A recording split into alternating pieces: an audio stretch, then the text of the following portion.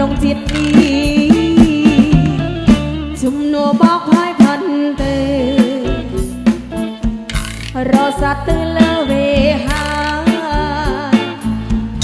ជួយនាំប្រាប់ដល់សង្សារ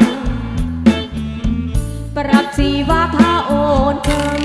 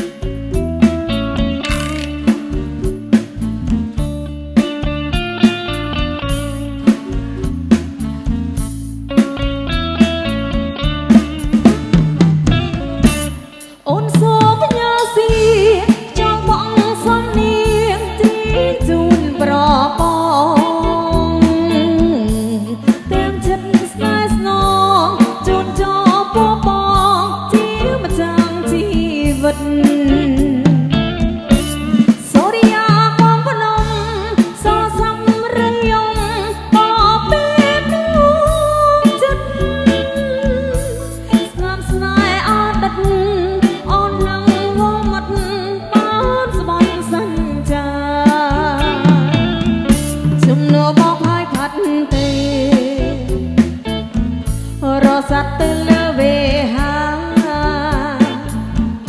ជួយនាំប្រាប់ដល់សង្សារប្រាប់ជីវាថាអូនចាំអោពុនចាំបរី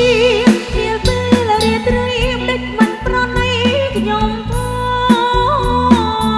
ងរាល់យប់រាល់ថ្ងៃខ្ញុំសែនសៅមកតើប្របងដឹងទេ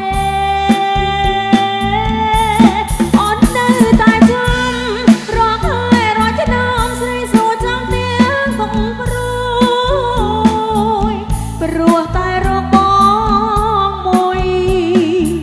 ស្នេហ៍តែបងមួយនៅក្នុងជាតិនេះជំនួបបោកផាយផាត់ទេរស័តទៅ